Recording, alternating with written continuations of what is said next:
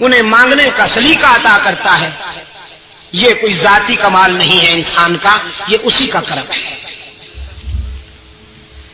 حضرت سلیمان علیہ السلام نے اپنے لشکر پر نظر ڈالی، ایک پرندہ غائب نظر آیا.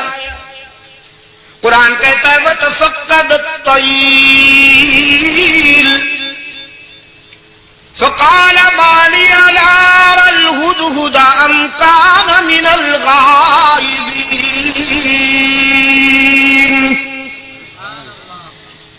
حضرت سلیمان علیہ السلام نے ایک پرندے کو غائب پایا. فرمانے لگے کیا بات ہے، مجھے ہدہد نظر نہیں آ رہا. ذرا دیکھو لشکر کے کسی کونے میں چھپا بیٹھا ہے یا پھر میری اجازت کے بغیر کہیں چلا گیا ہے. تلاش کرو. یہ ہدہد جانتے ہیں آپ؟ جی کیا فرمایا؟ اچھا ملا چل گیا. تمہارے صدقے جاؤں. یہ کب سے ملا بن گیا بھائی؟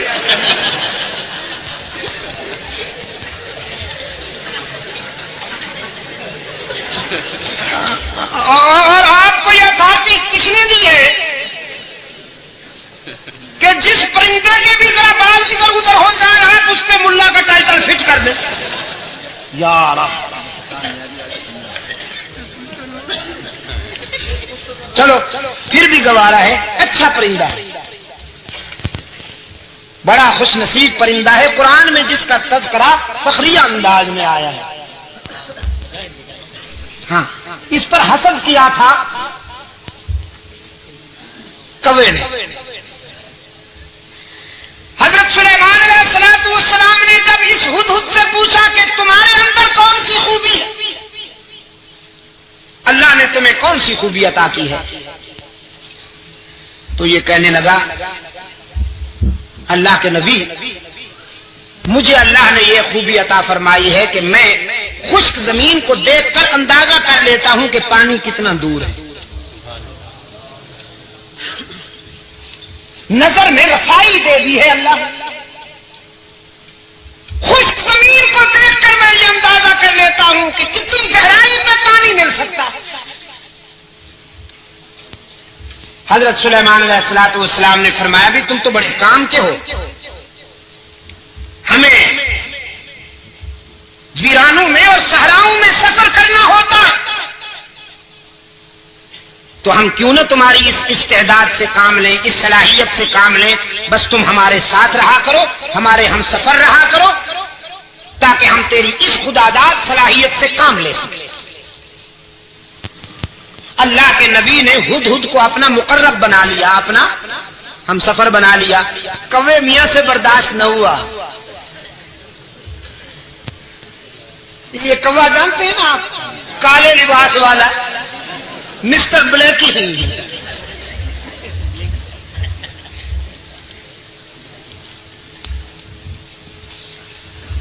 اس جنس سے ایسے فیصلے برداشت نہیں ہوا کرتے.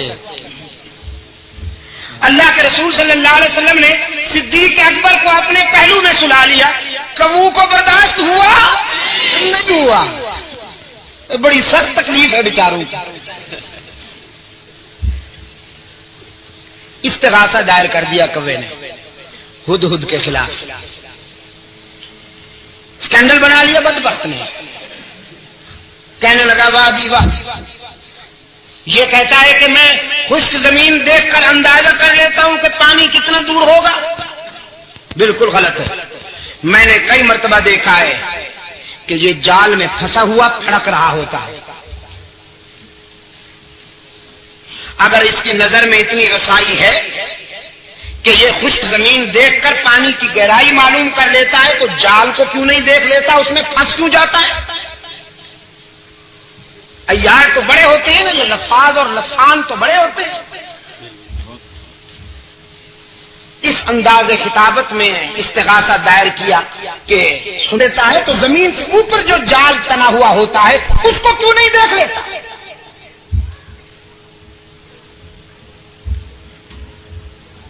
حضرت سلیمان علیہ السلام کی عدالت میں طلبی ہو گئی ہدہد کی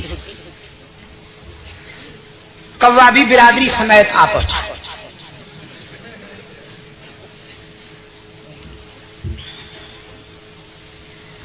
حضرت سلیمان علیہ السلام نے کوے سے کہا اپنا استغاثہ بیان کرو. اس نے وہ کہانی پھر دوہرا دی کہ جناب یہ کہتا ہے میں زمین کو دیکھتا ہوں تو اندازہ کر لیتا ہوں پانی کتنا دور ہے، جبکہ یہ زمین کے اوپر والے جال کو نہیں دیکھ سکتا، اس میں پھنس جاتا ہے. تو اس کا یہ دعویٰ غلط ہے، خلافت اس کو نہیں ہمیں ملنی چاہیے.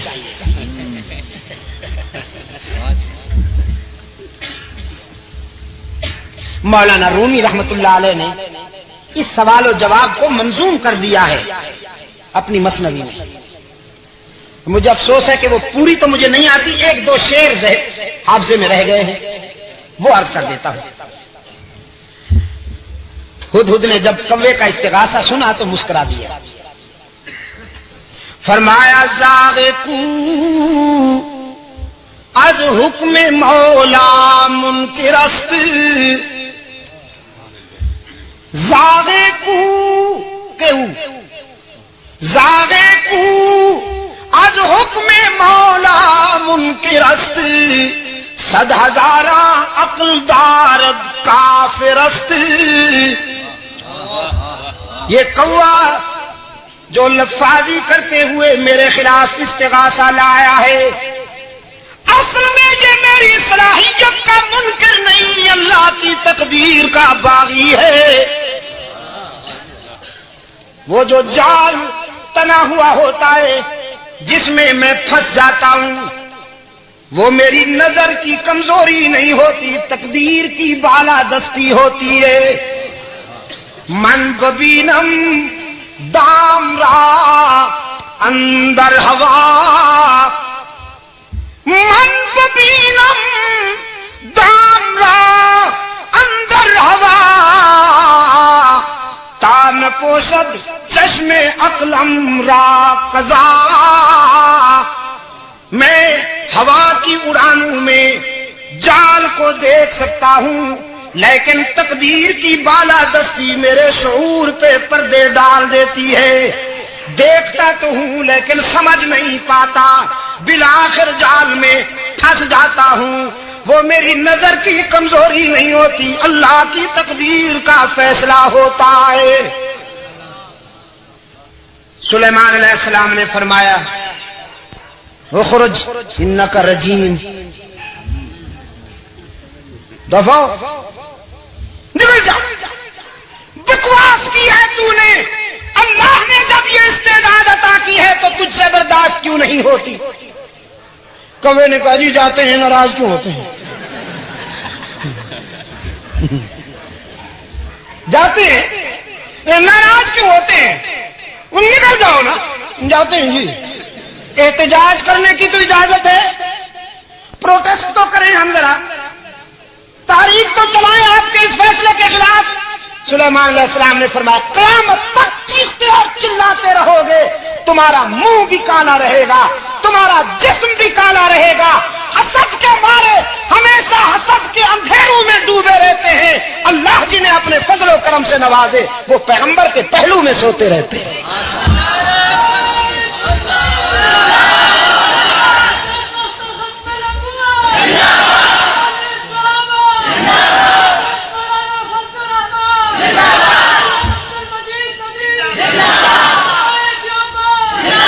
میرے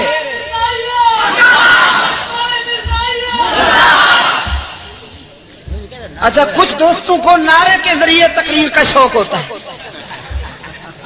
یہ بڑے ہوشیار ہوتے ہیں. یہاں تو انہیں ارشاد الحق وقت دیتا نہیں مائک پر، پھر نعرے کے ذریعے وہ بہرحال چھوٹی موٹی تقریر تھوڑے تھوڑے ٹکڑوں میں فرما ہی دیتے ہیں.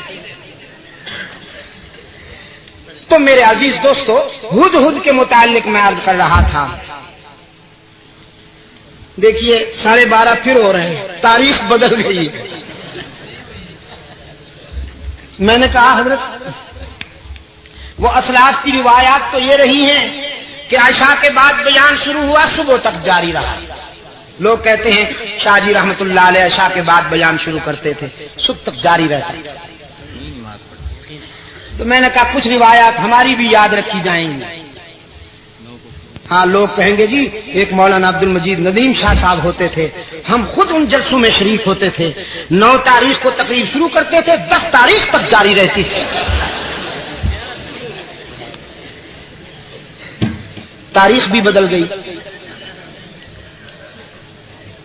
تو میں یاد کر رہا تھا آپ کی خدمت میں کہ جناب ہدہد غائب پایا گیا, لشکر میں نظر نہیں آ رہا تھا. سلیمان علیہ السلام نے فرمایا ذرا دیکھو تو لشکر کے کسی کونے میں چھپا بیٹھا ہے یا میری اجازت کے بغیر کہیں چلا گیا ہے.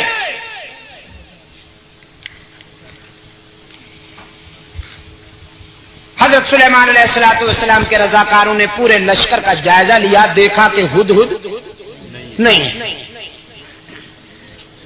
سلیمان علیہ السلام کی خدمت میں رپورٹ پیش کی گئی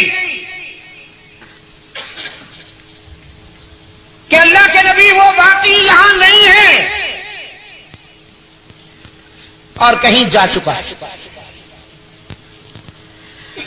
فرمایا لَأُعَذِّبَنَّهُ عَذَابًا شَدِيدًا لَأُعَذِّبَنَّهُ عَذَابًا شَدِيدًا أَوْ لَأَذْبَحَنَّهُ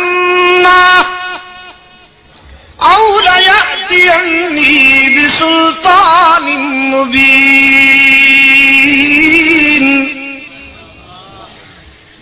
تو کہ اجازت کے بغیر کہیں چلا گیا, اس فرار کی اسے سخت سزا دوں گا, ہو سکتا ہے کہ سزائے موت بھی دے دوں. اجازت کے بغیر چلا گیا ہے, سخت سزا ملے گی, سزائے موت بھی دے سکتا ہوں, لیکن پیغمبر تیری عظمت پہ قربان جاؤں, جلال کے ساتھ جمال کا پہلو بھی موجود ہے. فرماتے اولا یأتینی بسلطان مبین, لیکن صفائی کا موقع ضرور دیا جائے گا. اگر اپنی غیر حاضری کی کوئی معقول وجہ بتا دی تو معاف بھی کر سکتا ہوں. اور ہدہد جائزہ مشن پہ تشریف لے گئے, جائزہ مشن پر. ہوا کے جھونکوں نے پرواز کی اور جا کے اپنے پیر بھائی کو اطلاع دی, تو یہاں اڑانوں میں مصروف ہے, پیغمبر یاد کر رہا ہے, تجھے ناراض ہو رہا ہے, جلدی پہنچ ورنہ مارا جائے گا. نبی کا غضب کوئی معمولی بات تو نہیں.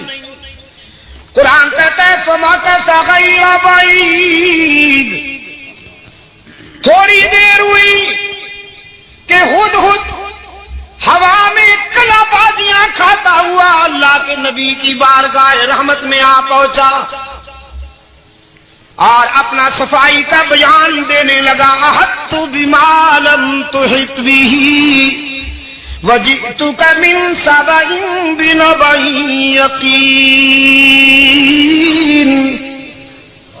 کہنے لگا اللہ کے نبی میں کوئی عیاشی کے لیے نہیں گیا تھا, جشن آزادی منانے کے لیے نہیں گیا تھا.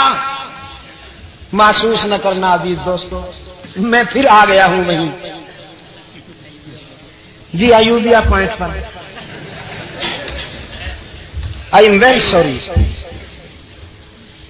میرا جی نہیں چاہتا میں اس طرح کی غلیظ باتوں کو چھیڑ کر اپنا ذوق مجروح کروں, لیکن زاغوں کے تصرف میں عقابوں کے نشے میں قصر آزادی میں بیٹھ کر چونچلے کرنے والے, اللے تللے کرنے والے, یہ وہ ناخلف ہیں کہ تحریک آزادی میں قربانیاں دینے والوں کی روح تڑپ اٹھی ہے. ماشاءاللہ ہمارے بعض دوستوں نے اس موقع پر قومی غیرت کا ثبوت دیتے ہوئے وزارت سے تو انہیں نکال دیا, ان کا ریزائن لے لیا. بڑی اچھی بات. لیکن ذرا اس شریف آدمی سے بھی تو ریزائن لو جو رنڈیوں کو قومی اعزازات دیتے ہوئے نہیں شرماتا اور اسلام کا نام پھر بھی لیتا ہے وہ بے حیا۔ رنڈیوں کو، طوائفوں کو قومی اعزازات دیتا، وہ قومی اعزازات کہ جس پر شرفاء کا حق ہے، وہ قومی اعزازات کہ جس پر قرآن اور سنت کے شیدائیوں کا حق ہے، وہ قومی اعزازات کہ جس پر قومی اور ملی سفر میں قربانیاں دینے والوں کا حق ہے۔ میں آپ سے پوچھتا ہوں، یہ فلم سٹار جو ہیں، فلمی اداکار جو ہیں یا اداکارائیں جو ہیں، یہ قوم کے محسن ہیں یا قوم کے قاتل ہیں؟ یہ غلیظ اور بدبودار کیڑے معاشرے کے گٹر میں بلکتے ہوئے بدبودار کیڑے جو اپنا پیٹ بھرنے کے لیے کبھی اپنی آواز بیچتی ہیں، کبھی اپنا جسم بیچتے ہیں، جن کی راتیں اس قدر غلیظ ماحول میں گزرتی ہیں کہ کوئی شریف انسان اسے بیان نہیں کر سکتا۔ اس قسم کے کرداروں کو قومی اعزاز دینے والے انہی کے خاندان میں سے ہو سکتے ہیں، شرفاء میں سے نہیں ہو سکتے۔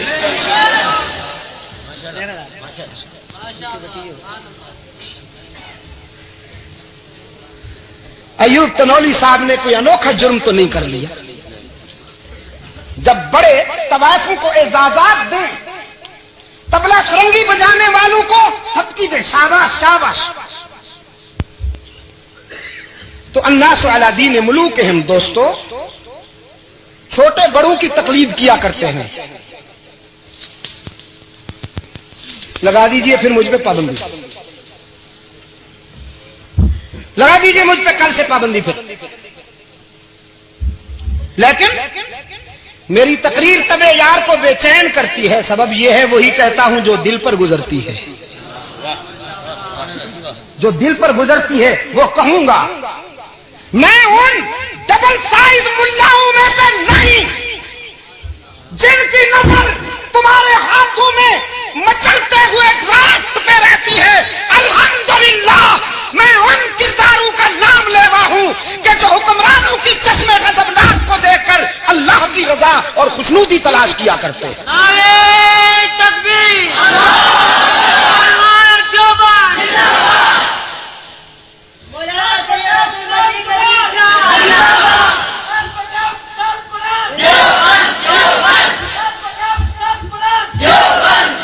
میں آپ سے پوچھتا ہوں کہ فلمی اداکاروں کو تمغے دینا یہ اسلام کی خدمت ہے یا اسلام سے غداری ہے؟ پوچھتا ہوں آپ سے۔ اور وہ ٹکے ہوئے ملا، وہ بے حیا ملا جو اس کردار کو بھی اسلام قرار دیتے ہیں، وہ مولوی اسلام کے وفادار ہیں یا غدار ہیں؟ ان بے حیاؤں کے پیچھے نمازیں بھی نہیں ہوتی، ان دین فروشوں کے پیچھے نمازیں بھی نہیں ہوتی، اور اتنی سزا ان کو نہیں ملے گی جتنی سزا ان ڈبل ڈیکر ملاؤں کو ملے گی جو سنبھالے نہیں جاتے، کرسی میں نہیں سما سکتے بدبخت، جن کے لیے آفیشل چیئر بنانی پڑتی ہے۔ میرے عزیز دوست، آزادی نصیب ہوئی ہے تمہیں، لیکن کبھی غور کیا کن کی قربانیوں کی بدولت؟ مالٹا کے عقوبت خانوں میں سال ہر سال گزارنے والے شیخ الہند محمود حسن کی قربانیوں کی بدولت، بالا کوٹ کی سرزمین پر خون جگر کا نذرانہ پیش کرنے والے اسماعیل شہید کے ایثار کی بدولت، ہائے جلتا ہے جن کا خون چراغوں میں رات بھر، جلتا ہے جن کا خون چراغوں میں رات بھر، ان غمزدوں سے پوچھ کبھی قیمت سحر، ہدہد کہتا ہے اللہ کے نبی عیاشی کے لیے نہیں گیا تھا، جائزہ مشن پر گیا تھا، اور میں اس مقام پر سے ہو کے آیا ہوں جہاں آپ بھی نہیں گئے۔ وہاں سے میں ایک یقینی خبر لایا ہوں قوم سبا سے متعلق۔ میں نے ایک قوم دیکھی ہے، میں نے ایک قوم دیکھی ہے جو سورج کی پوجا کرتی ہے، سورج کو طلوع اور غروب ہوتے وقت سجدہ کرتی ہے۔ ایک عورت ان پر حکمرانی کر رہی ہے۔ سنیے، ساتھ کہہ دینا چاہتا ہوں، ایک قوم دے کر آیا ہوں، سورج کو پوجا کرتے ہیں، سجدہ کرتے ہیں وہ بدبخت۔ ایک عورت ان پر حکمرانی کرتی ہے۔ تو اللہ کے نبی آگے بڑھنے سے پہلے اس قوم کا پوسٹ مارٹم کر لینا چاہیے۔ یہ زنخی قوم، یہ زن مرید، جنہوں نے ایک عورت کو سربراہ بنا رکھا ہے، پہلے ان کی طبیعت ٹھیک کر لینی چاہیے، پھر آگے بڑھیں گے۔ سلیمان علیہ السلام نے فرمایا بھئی واقعی تو بڑا عجیب ہے، کیسی عجیب خبر لائے ہیں۔ فرمایا ایسے یلغار نہیں کرتے، دیکھو پیغمبر کا انداز دیکھو، پیغمبر کی عسکری مہم میں بھی رحمت کار فرما ہوتی ہے۔ فرمایا پہلے خط لکھتا ہوں بلقیس کے نام، جاؤ میرا خط پہنچاؤ اسے، اگر وہ